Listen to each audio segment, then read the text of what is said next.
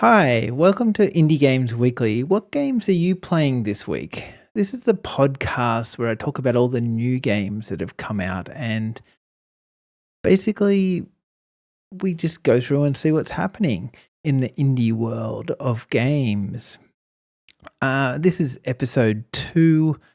We are on the 21st of May, so 2023, if you're hearing this in the future.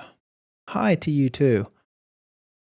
But we'll start off with all the new games this week, and then I've got later on one really big game that just I love. I just truly love. So I'll start us moving along. This here is Humanity. I started playing it this week on PlayStation. It's something different, I'll tell you that much. So you're in control of humanity and you're using all of humanity, I guess, to solve puzzles. Basically you're the white dog and you get to move around. You place these different indicators to tell the people where to move, and then you can add some squares where they might jump or whatever. Then you can go crowd surfing. For example, if the people can climb up walls and you can crowd surf up them walls as well. So there's a fair few bits of different puzzle things to this. But the weird thing about it that got me thinking a lot about this game is, would this game have worked if they were all zombies, not people? Like, the people part of it really does change what you do. Like, seeing all these helpless people go off a cliff makes you, I don't know, it does something subconsciously to your brain to actually make you work a bit harder and faster to try and get everything done. See, when the level starts, you actually don't have any time to set up the puzzles or anything. There's just this big horde of people come bursting through this door. And then you're kind of thinking on the spot. As you move these indicators and tell the people, the mobs, where to go, they just do what you say, basically. So there's a whole lot of different abilities that change what they do. And if they were like zombies or things that you didn't care about so much, I don't know, you just probably would have a different view as to how this game was. It really does add a different aspect to the game. There's box pushers, there's the fans that'll blow you around, there's conveyor belts, there's like a really, I don't know, everything in the game very much has a familiarity about it. Like, you know what's going to happen, and then you've just got to figure out how to make it happen in the right order, basically. I think that it's just a really interesting game. It's not super unique, but it's very addictive. You sit down to play it for 5 minutes and you'll be very much into it for at least an hour or two. The other thing is they've added a map creator, so people can start building maps also now. And then you can start playing other people's maps. So this game is going to probably get a huge community of people building silly maps and watching people flying to their death. Or all of the above. It's got that kind of vibe about it. I definitely think that. Also, there's these big gold statues that you have to try and collect. So it's like one of those games where it's easy to finish it if you just do it normally. But then it's you got to do a bit more extra thinking to get the gold statues across the line at the end. The little dog, I don't know, he's cute and adorable. He's a glowing light. I haven't got to the end yet. I'm kind of wondering if he's going to be like a spirit or type of thing. But I also think it's interesting to have an animal guiding people around. That's kind of, I feel like that kind of makes sense in life. We all try to do things for our pets or whatever. So yeah. And one of the interesting features about this is when you stuff up a level or whatever, the arrows will stay there, so you can start the level afresh, or you can go and just keep all the arrows and indicators in the right position. Then what will happen is you get the ability to change just a couple that you've mucked up. And that's kind of really good when you get annoyed with, I don't know, I don't want to do everything again. I just want to change a couple of things to make this work type of thing. I think it's worth the money. It's kind of in the mid-range indie kind of game price. I think it's worth that. And yeah, I think you'll get 6 hours or so to get through the main story. And if you go and get into building, who knows how long you could be. You could be there forever, I guess. So yeah. Good morning to Oni Boy. How are you going today?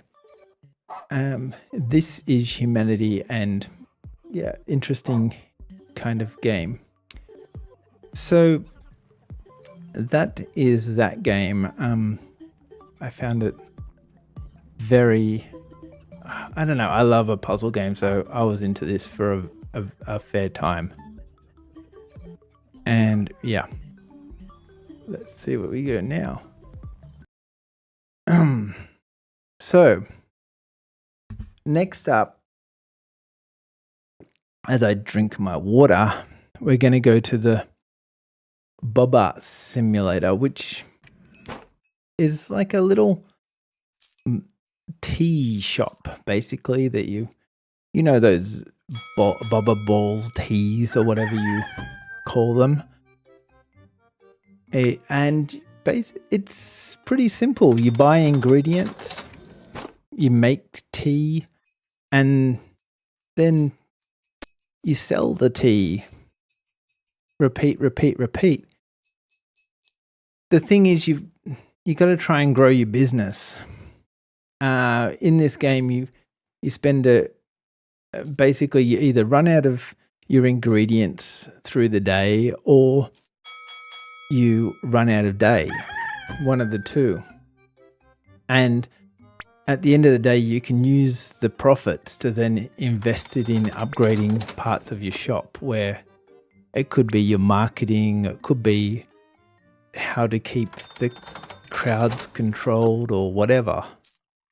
It's a really interesting idea like that. I'm doing really well today. Also, I'm just teased and all that kind of stuff. So this game does take a little bit to get going. You pretty much are not making a lot of money at the start, and you've got to get to $20,000 to really buy a second location and get your empire going. So it does take a lot of money to kind of get there. I only played for about an hour or so, and I was nowhere near the $20,000 at the end of that time. But I did enjoy this game, and I was really excited to keep on playing it. It was one of those games that started on itch. The developer built it for about a year or so on itch, kind of getting feedback, and it helped really make a pretty interesting game. Works nice and well. Pretty good price. It's like $5, $4, something like that, depending on where you live. And no, it's definitely worth checking out, that's for sure. So that one there, Boba Simulator. Did I say T? I don't know what I said before. But yeah, Boba Simulator, it's really just nice chill game. Let's see what people are. It is a cozy game. So it is a really fun kind of game. Now, this next game, I really think this game has been undervalued. I think they undervalued this game. It's like $1. It's called Touhou.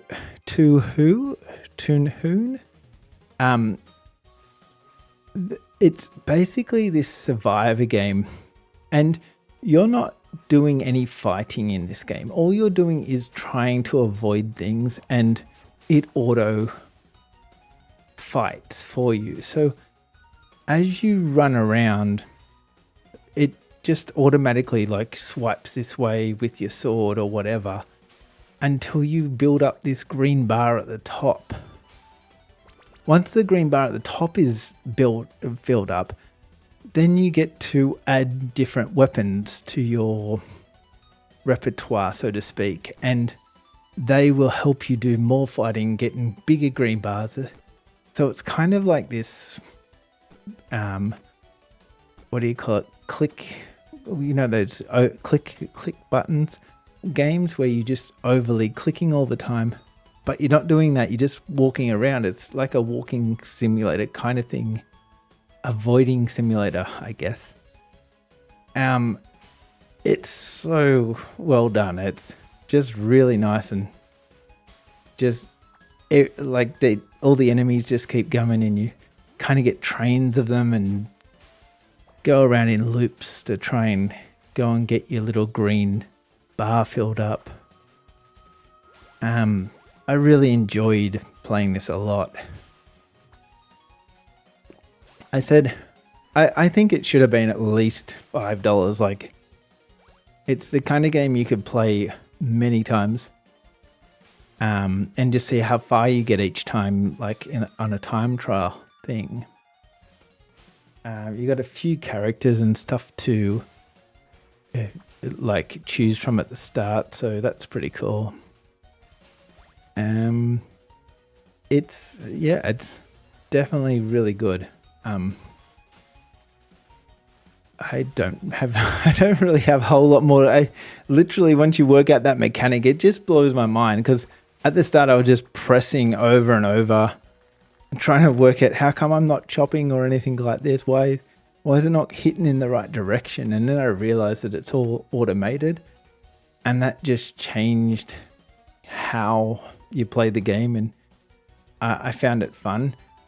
And I think as you kill things, you open up that board that you can add more stuff to your game. So yeah, it's Touhou, spelt Touhou. I'm not sure if I'm pronouncing that. I think it's from Thailand type developer, I think. So I'm not. I apologize if I got that wrong. Yeah, my apologies. Cool game though.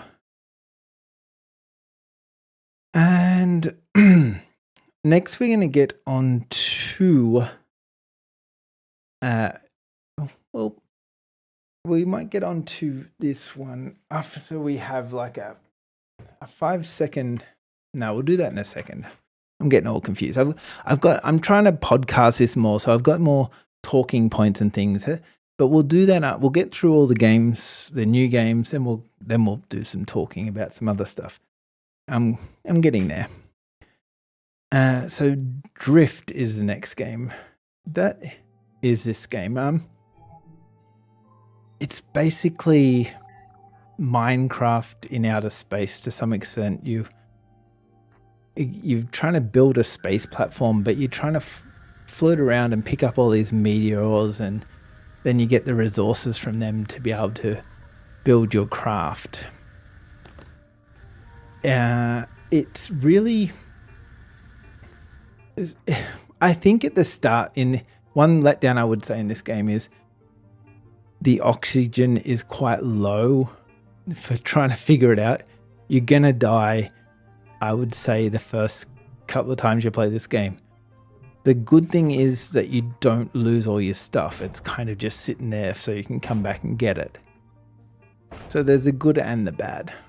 But yeah, it's a little bit of a learning curve, and it's kind of not really explained to you super well. But you work it out fast enough. Well, I did like what you're doing here, but I did find it a little bit hard to try and work out what the walls are and how to build things with this. I just did find, look, I'm not the greatest of crafters, let's just be honest about that, but I like the idea of all this stuff. It's probably a little bit trickier than it had to be, I thought, to start with. And I'm not sure where this game takes you. Like, once you build a ship, can you then fly somewhere else? I'm not sure if there's much after you build your station. That's one thing. Like, there's a planet up over in the distance, and I am hoping that you can go to these planets and get some other things to try and explore. But yeah, I'm a little bit worried that there's not too much to do after you do that. I'll just have a look for a sec, because I can't remember if it was multiplayer or not. But I did think if it was multiplayer, I think that would be like, I think it's only single player. If it was multiplayer, I think it would be better. Oh no, it is co-op online. Okay, lucky I checked that. Yeah, it is co-op online. I think this would be a really fun game with your friends to go around helping each other out. It would be like a way different experience than just the one player version that I went through. Yeah, the air part was a bit challenging for me. I thought the price point was probably about fair. There seems to be a fair bit of game for what you're getting here. Around the $15 US, I think this game was. So it's not a bad little game, and then you can build all these different bits of equipment, and then same kind of thing. I do think this game's going to have a bit of trouble because of its name. Drift is such a bad name, only because it's going to be hard to find this game. Like, there's so many drift type of things. It's going to get lost in the search algorithms of the internet. But besides that, I can see some value, and if the devs keep adding to it, I think it's going to become I think it could become something really cool. So if the devs stick at it, it's got some good bones, and I think it can get somewhere. Definitely support that one, Drift. And yeah, I think it's cool. And the last new game that I played this week is Soul Delivery. This was, it's like you play as a little robot. It's quite an immersive atmosphere that you play in here. It's a really, really nicely looking game. I thought it was a little bit underpriced for. It was like $5 US or something like that. I thought that it should have been a little bit more than that because of just the art in this is fantastic. Like, and I'm pretty sure that the guys have done, or I think it's a solo dev. I think he has done it all himself. So it's a really, really nice job. It's almost like a point and click adventure, like a mystery murder type of game in some ways. There's a lot of going around talking to different people, seeing what they have to say, finding out information that will lead you to the next kind of part of where you have to go. And because of that, they've kind of made all the atmosphere so amazing that you can you like exploring this world. I mean,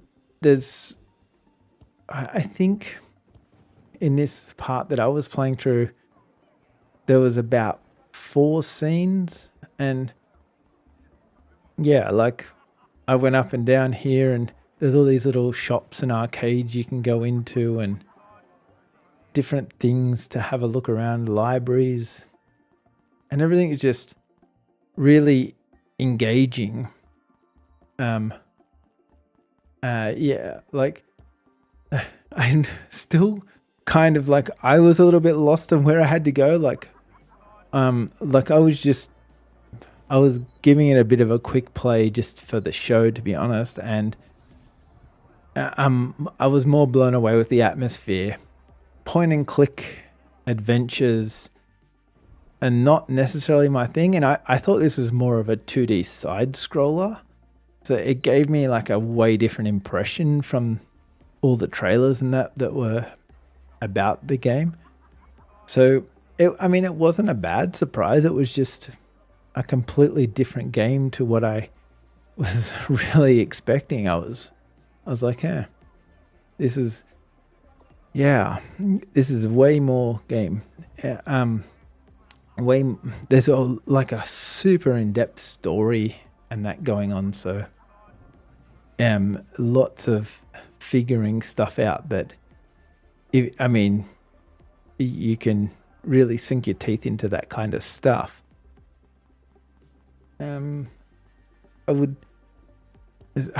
don't know if it rains everywhere, but the rain really did add so much to it as well. So yeah, let me just see what we've got in here. Oh yeah, that was about the other game, sorry.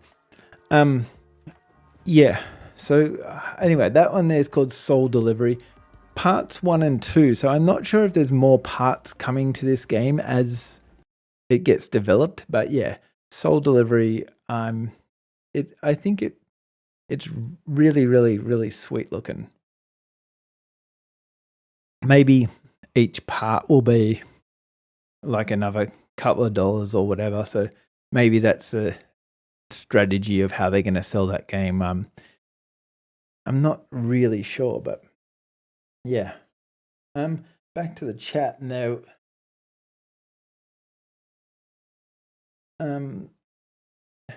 Yeah, it is a bit rare to see some co-op games. I would say that, but I had a talking point that I wanted to get through today because indie games get a bad rap, and I was thinking about this.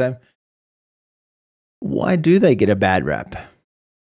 So I saw this unpopular opinion on Reddit with a guy that had I hate indie games. They should not be supported. I thought, oh, that's interesting. That was just the heading. It gets into more in-depth stuff going on here.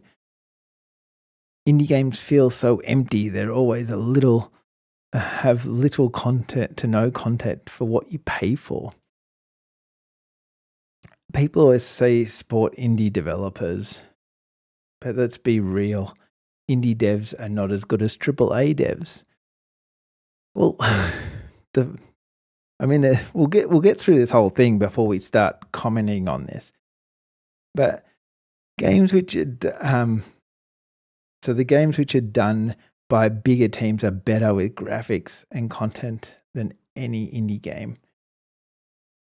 No one can compare an indie game to a Nintendo masterpiece. Okay. I think there was, and then it kind of finished off with "do not support indie games." I feel like there was a little bit of they were trying to bait people a little bit, I guess. But I kind of wonder why people have such a strong opinion towards indie games, and then I thought that I feel like it's time we start having 3 categories of game developers, because an indie game, like we just saw Humanity, and then some of the other smaller games that I've went through today, like Drift and Soul Delivery and whatnot. And in between all those, like Humanity, it's kind of an indie game, but it's more around in that indie world because it doesn't really fit the AAA world. So what I'm trying to say is, basically, if a game doesn't fit into being a AAA game, everyone just pushes it into the indie category. Now, indie always meant it was independently released. It wasn't by a studio. So basically, any games that are published should not be classified as an indie game, which there's kind of where you have to draw some kind of line there. And you are right that there are some Kickstarter campaigns that never finish a game and can then put pressure on or bring to light some indie companies that are not as nice and reliable. What's that word I'm searching for? They're not as reputable. That's the word. As our big indie AAA titles. I mean, you go back to the Cyberpunk drama. That was a AAA title, and it came out, and everyone was going for blood for them developers. So I would suggest that, and then you can have a look at almost every Battlefield game that gets released, and that's always a nightmare as well. Like, so I wouldn't suggest that every indie game is always, every AAA game is always comes out and a polished, perfect game either, because there's a different side to that. But what I would suggest is that some indie games can be not so good, but where do they kind of, if there was a scale, it's kind of like if you're only comparing everything as a AAA game versus an indie game, the scale of indie games can vary so much that you almost should be having AAA, B, C. You could almost grade each kind of game. And that would be a more fair representation of where indie games fit into everything. So, yeah, it's a bit challenging to kind of like just say, oh, all indie games suck. But because there's probably,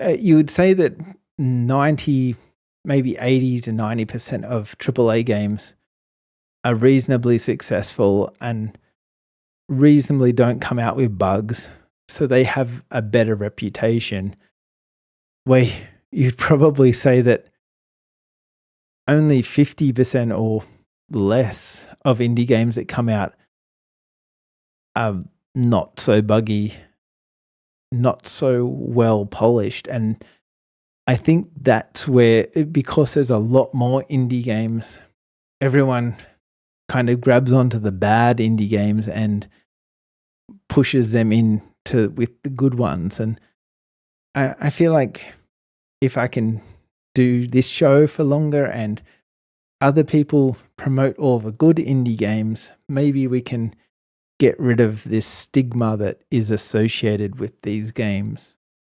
Because there are a hell of a lot of good indie games floating around. I would say that much.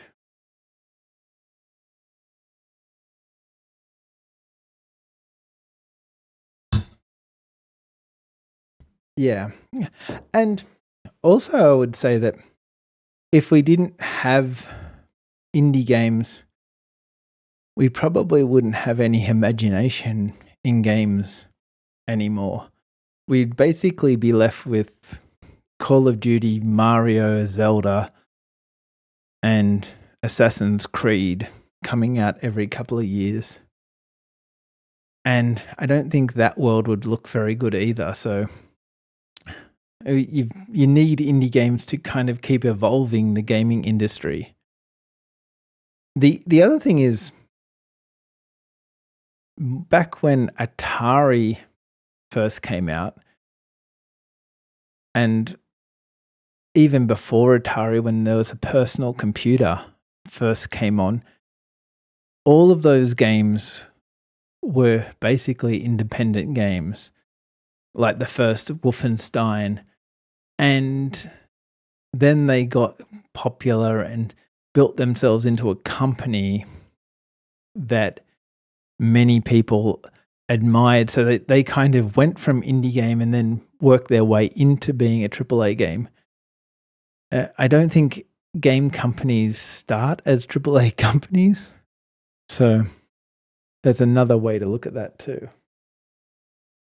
So I think that's really funny that if we just get rid of all indie games, it would be a better place. Yeah, I think we'd have what the movie industry is going through now, where everyone just remakes everything because they go on analytics of what movies were popular and then they just remake them because that's easier than trying to risk huge amounts of money to make something that they don't know if it's going to make a return. And that's where indie games save us. Indie games are really good for innovation and change.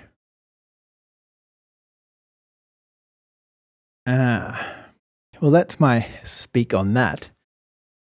Now I wanted to draw to my game of the week. Well, it's an old game, but it's a game that I think is that people should be kind of interested in. And if they haven't played it, they should definitely go and play it, because it's probably one of those indie games that it's probably not even an indie game anymore. They probably used to be indie, but they're somewhere in that blurred area now.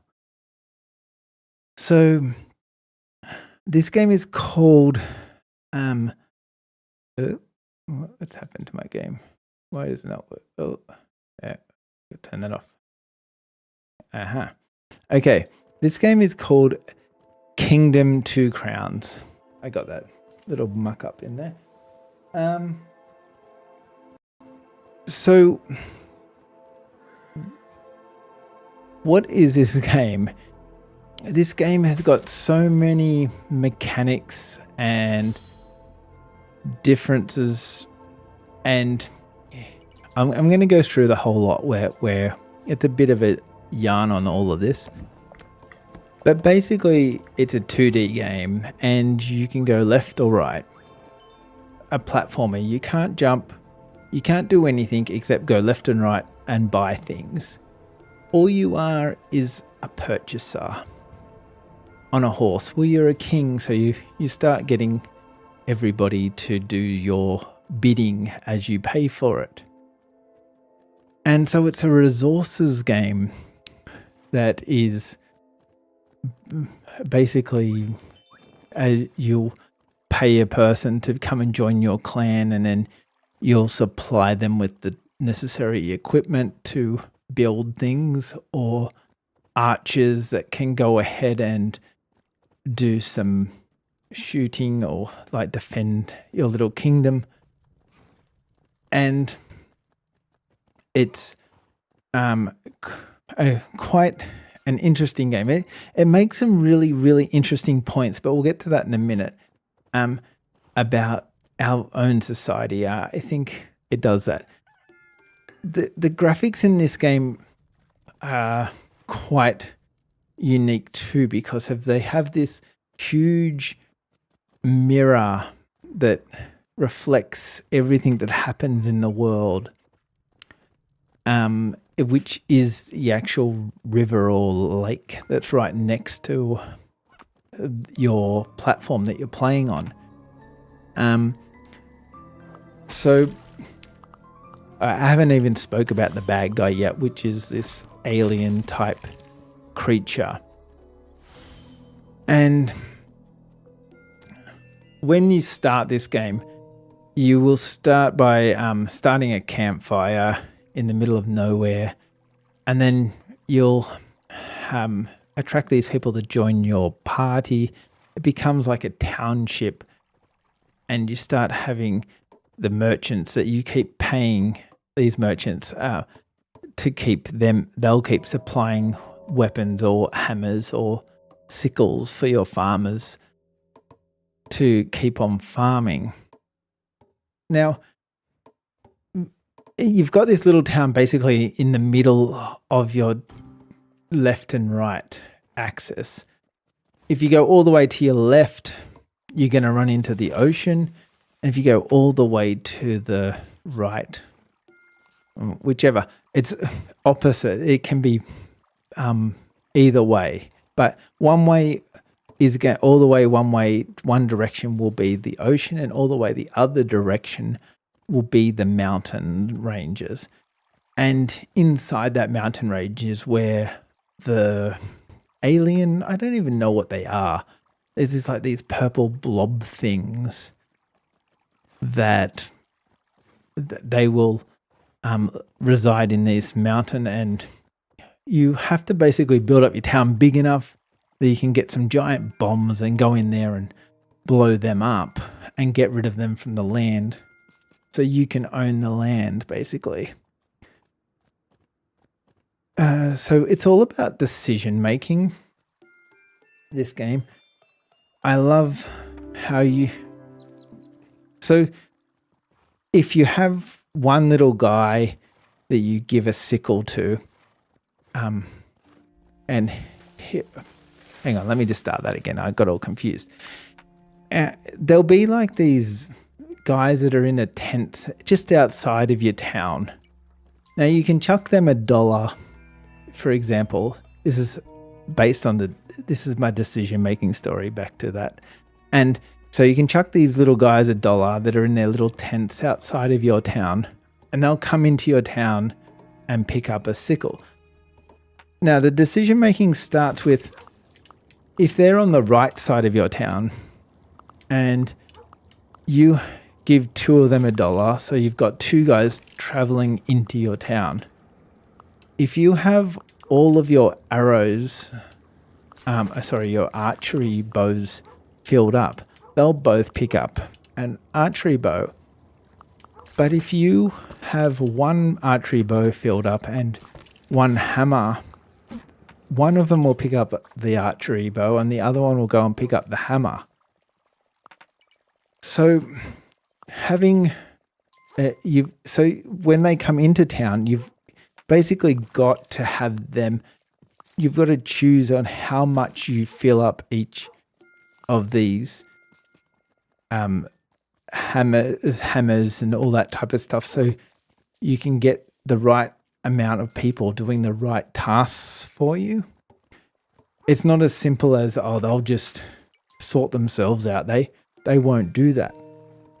But then the decision making keeps going as if you build outside your town to the direction that this tent was, for example, you will get rid of their little tenting area, and then you'll have to build a hostel to get recruits in. And instead of giving them $1 or 1 coin to join your party, you'll have to pay them 6 coins. So to spread your town out past that area, you've got to pay more for your resources, basically. And it keeps on going on and on like that, where everything you do has a reaction in this game. And it's definitely, I kind of start the game and go each direction and try and work out which way I want to go or which way I want to build my town out to start with to get better resources.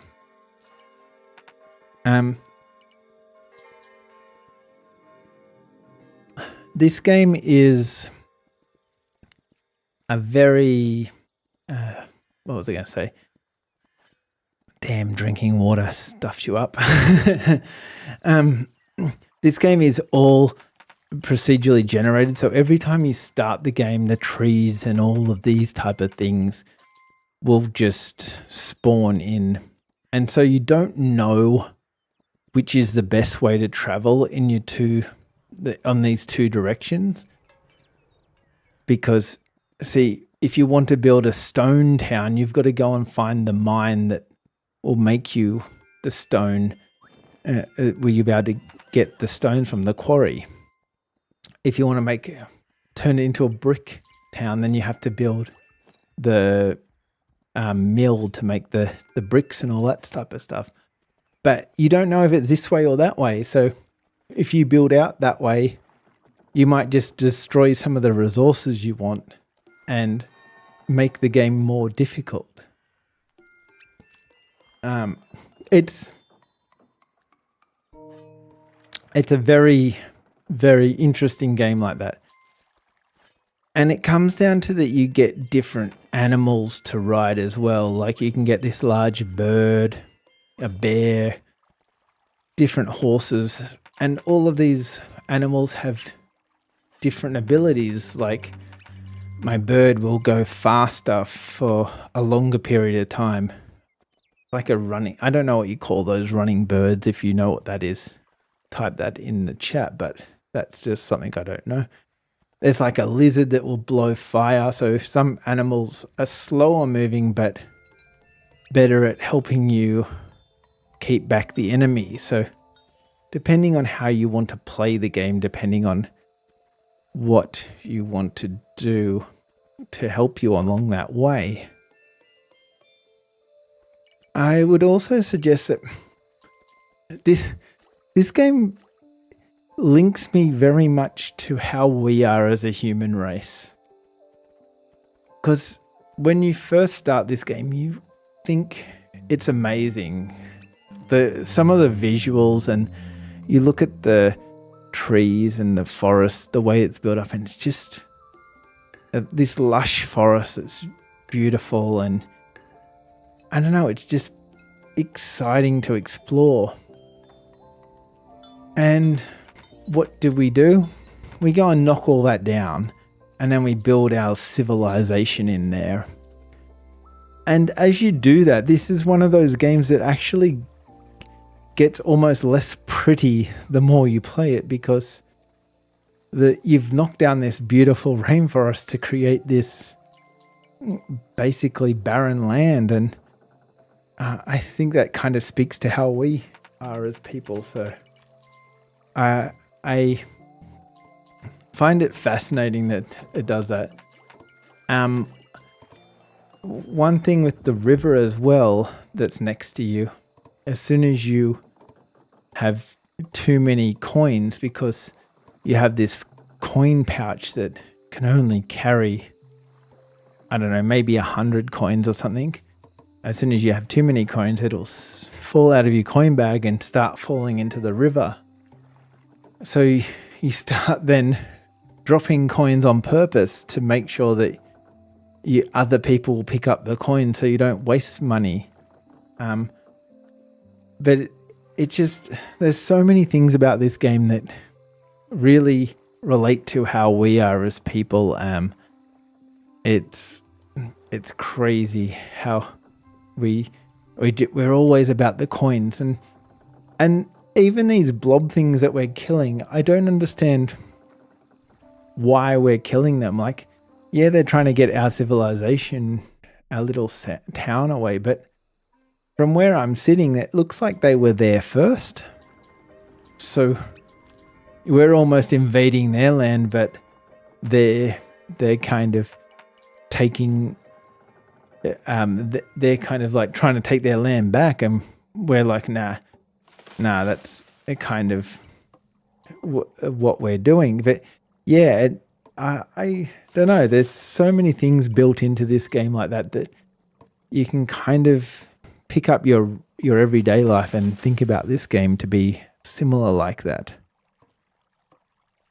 And obviously, the other thing that we do as a human race is when we finish plundering all that land on that island, we jump in a ship and we go over to some other land and do the same again, just so we can make more money and become the biggest kingdom in the world. So yeah, I don't know. I kind of, I'm probably getting a bit deep here, but it's got that kind of feel to it. It is just, I'm excited too because they are releasing, so this is the second game that this company has released. The first one was Kingdom, I'm not sure, but it was another Kingdom game. And then they're releasing Kingdom 80s, which is almost like a Strangest Things type of thing where you ride your push bike up and down, and it's more a teenage kid 80s kind of vibe going on, and similar type of game, but different. Now, I played this game also with one of the add-ons, and I thought it was really cool that I thought it was just going to give me new skins and new kind of a different look to the game, but it actually gives you some new abilities with your horses, and some of the things that you get in the game come across a lot differently in the add-ons. So the add-ons are actually worth what they are. So if you are going to buy it, definitely have a look at some of the add-ons too, because they got some different values. But the hardest thing about this game is starting off. It's slow going at the start because you have basically got only a limited amount of coins, and you kind of just trying to spend you've got to spend your coins really wisely at the start until you kind of build up your empire. Yeah. It's definitely, I think that's about all my notes on this one. Oh, you can pay off the aliens too. So when they come down to try and take back their land, if you remember back, I was saying that it costs you to recruit more people 6 coins, and then you've got to buy them a sickle or whatever, and that could be another 4 coins for a sickle. So say it's 10 coins for one guy to get trained up. Now if the aliens will catch them, they'll steal their sickle and strip them back to basically nothing. So you'll have to then pay for these guys to get retrained up, and also have to go ahead and give them new equipment. So you can actually just drop coins, and the aliens or blob things, whatever they are, will come and steal those sickles and take that. Steal the coin, and then they'll run back to their base happy. So you can pay them off as well to save your little guys that are kind of getting into a spot of bother. Yeah, I found that to be pretty cool. Yeah, I think it's definitely worth checking out. It's Kingdom 2 Crowns. It's one of my favorite indie games. And I'm not a huge, I like pixel games, but it's just this one here. I think if you're going to convert someone that was not an indie game, that was a AAA lover, into an indie game kind of lover, this is the type of game that they could definitely get involved with. I'm just about done for this week, I think. I think we've got through another week of Indie Games Weekly. And episode 2. Is there anyone else with any new games that they're playing? Anything that I need? Any games you want me to play on a live stream? Any of those kind of things? I'm not. Let's see. I don't think so. It's hard though. Sometimes I ask that question and then I've got a 10-second delay and you got to wait. And then all of a sudden I go, okay, I'm going. And then I look down and there's all these things written there that I was like, oh, I wish I kind of waited an extra 3 seconds because that would have been more helpful. It's yeah, the way that indie games are. I really love what they're doing. Oh, you want me to do playing with the indie devs again? Okay, I can do that again. I like playing with the indie devs. I'll have to find some indie devs to play with.